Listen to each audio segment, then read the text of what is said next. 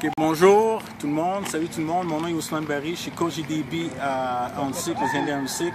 Bon, aujourd'hui, je vais passer par-dessus, on va réviser le rôle du halfback en couverture 3, ok? Ce que ça veut dire couverture 3, c'est qu'il y a 3 zones deep. Normalement, le numéro qui est sur un coverage, indique le numéro de personne qui drop deep. Cover 0, il n'y a personne. Cover 1, il y a juste une personne qui drop deep. Cover 2, 2. Cover 3, 3 personnes. Cover 4, 4 personnes. Quand on est rendu à 5, 6, 7, c'est des combinaisons de coverage. Comme 5, ça peut être cover 2 d'un côté, cover 3 de l'autre. Okay? Là-dessus, cette vidéo, c'est juste pour vous montrer comment le halfback joue le cover 3. Première chose que le halfback doit faire en cover 3, très important, c'est qu'il faut qu'il lise le release du numéro 2 qui est devant lui et dropper et anticiper les tracés derrière lui sans les regarder, en regardant seulement les yeux et les épaules du carrière. Okay? Donc là-dessus, je vais vous montrer quelques releases, c'est comment lire ces releases-là et dropper dans une zone en cover 3 pour les halfbacks du côté fort et du côté faible. Okay, premièrement, on va parler de qu'est-ce que le halfback doit faire en cover 3 du côté court. Okay? Quand la balle est sur le hash mark. Premièrement, son alignement doit être à l'intérieur du slot. Pourquoi? Parce qu'il faut qu'il redirige le receveur vers le corner.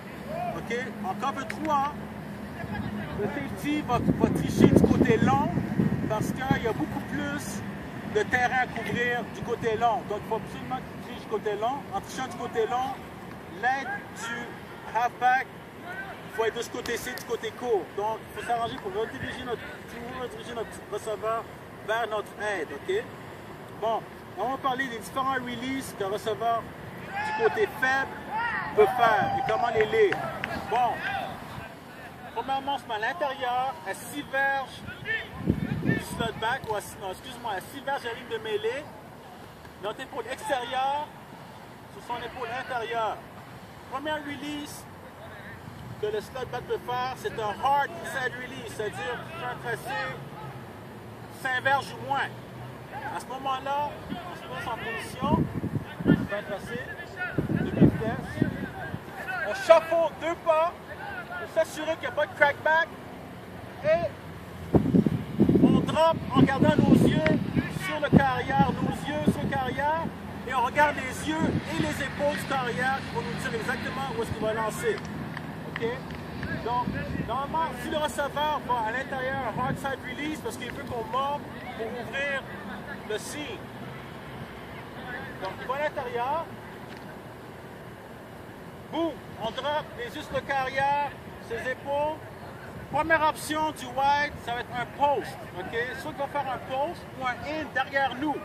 On anticipe en regardant nos yeux sur les épaules et les yeux du carrière. C'est lui qui va nous indiquer où est-ce que la balle va aller. Donc on drop.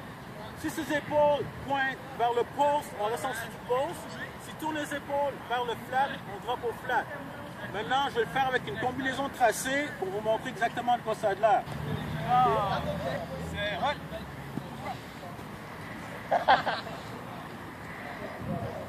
Okay. Deuxième option. On retourne. OK. Deuxième option. On fait un tracé court. On fait un poste. Mais ça se peut que le carrière voit que ça c'est fermé. Il va tourner ses épaules vers le flat et lancer probablement un running back. Vu qu'il y a juste le receveur du côté, le running back va aller dans le flat. Donc si ça arrive, même chose. Ah, c'est hot. Non.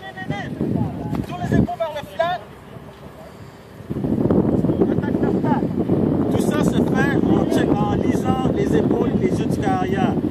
Ok, ça c'était le inside release. Maintenant on va parler quand le receveur release deep à l'intérieur. Deuxième option que le receveur peut faire, c'est qu'il peut releaser deep, mais en allant à mon intérieur. Ok? Vu que je suis déjà placé à l'intérieur, je vais lui rendre la vie très très difficile pour qu'il release à l'intérieur. Normalement, s'il release à l'intérieur, pour aller deep, parce qu'il s'en va sur un vertical, lui aussi s'en va sur un vertical. Ok? Donc, ce qui va se passer,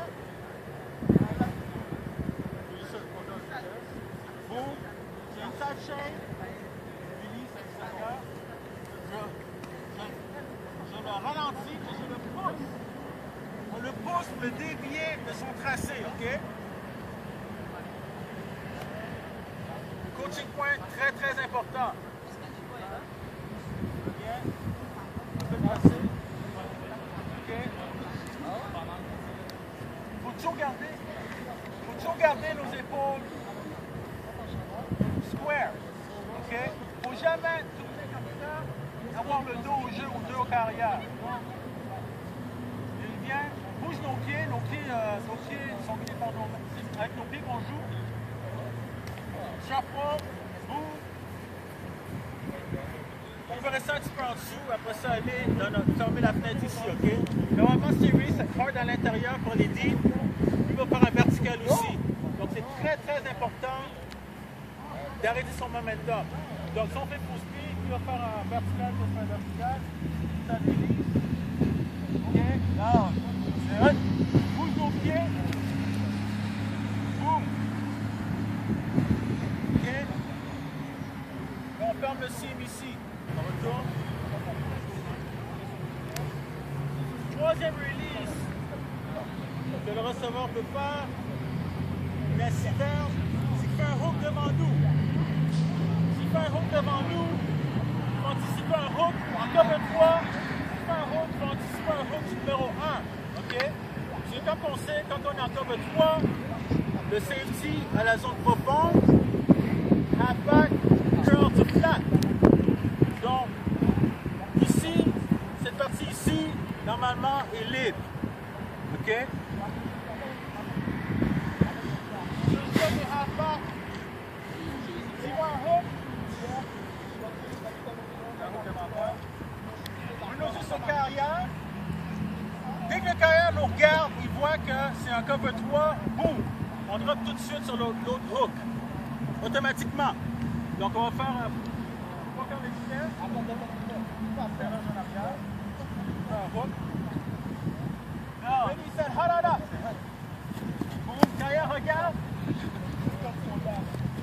On fait le plaqué, on va pas se rendre probablement, mais ça va être un gain de 5 verges, ok, au lieu de 15. Ok? Troisième release qu'un receveur peut faire du côté court, il va aller à l'extérieur et aller deep. Normalement, s'il fait un outside release, ça va deep, il va faire un corner route. Ok? Normalement, si le numéro 2 fait un corner route, le numéro 1 va faire un hook en dessous. Ok? Donc, ce que je dis au play halfback, on est sa shake. Bien. On est sa shake. On laisse aller et on reste en dessous. On reste en dessous du corner route et on break sur le hook si le carrière tourne ses épaules et regarde au hook. Ok? Donc, on va faire la combinaison tracée.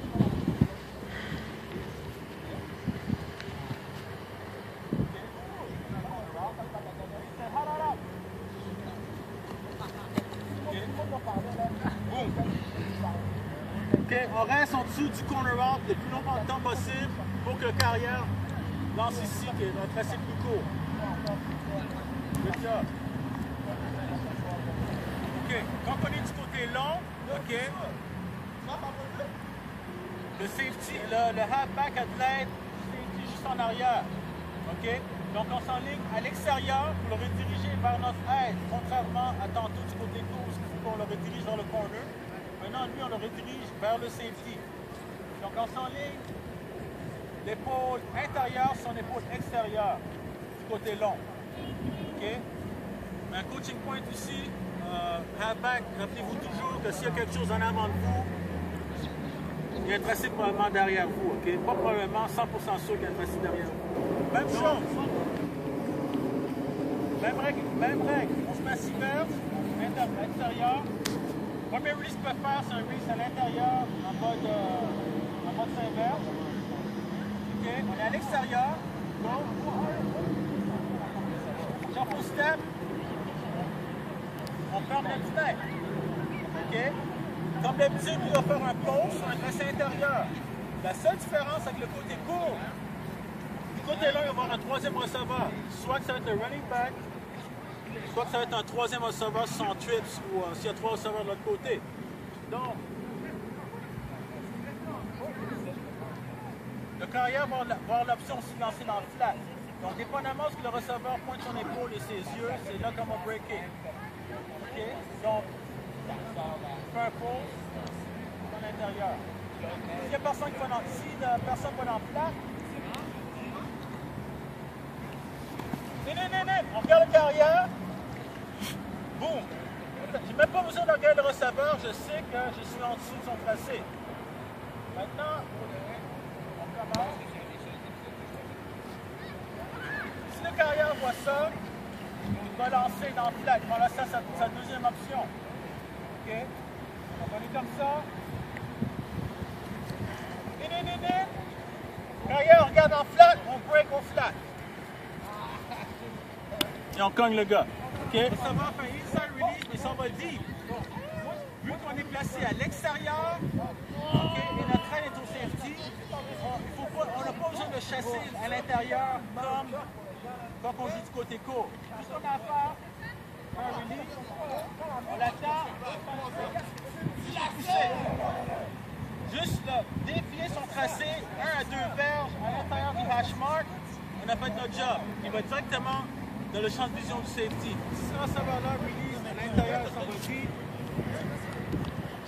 ce receveur-là, probablement, va aller en C ici, ou va releaser deep, OK? Donc, s'il release en C, il cherche le trou ici. Boum. On redirige, on drop, et on force la carrière à lancer la balle par-dessus pour que le corner ait le temps de faire le jeu. OK? OK? C'est le même règlement que tout à l'heure. Le règlement que tout à l'heure. Lui va dire, c'est sûr que le numéro 3 va aller dans le flat.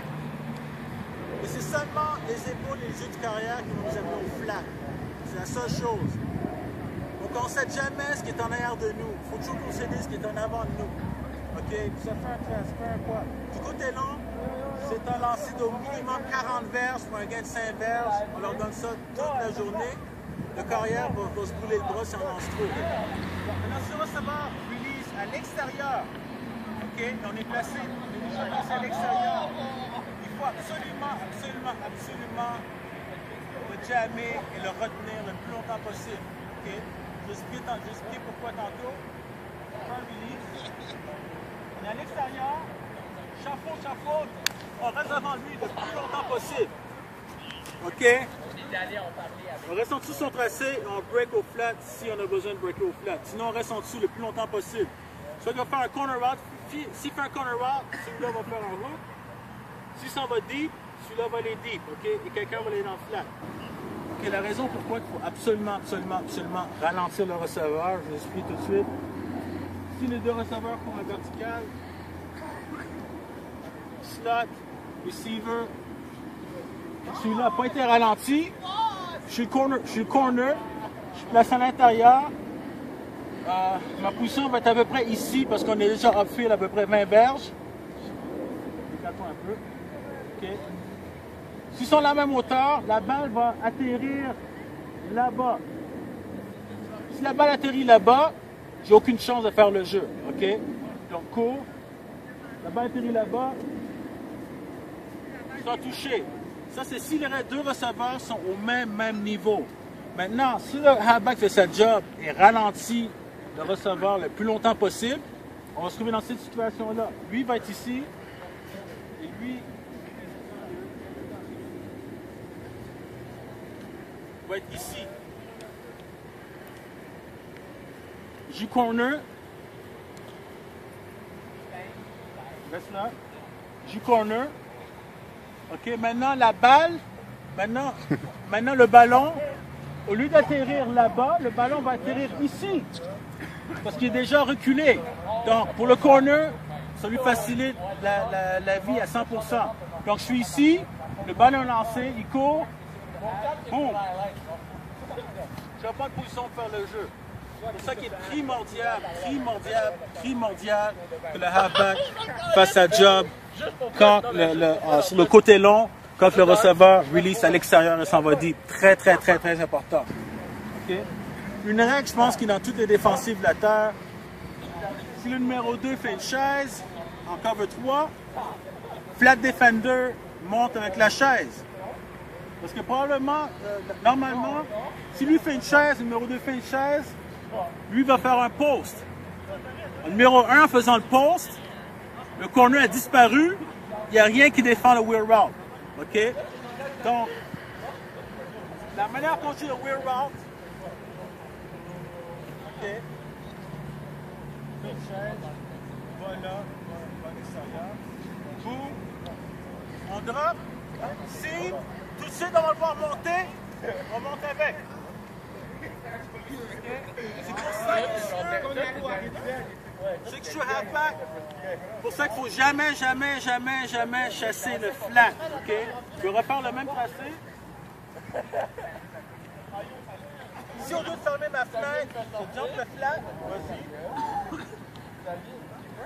Ah! Je fais une chaise. Boum!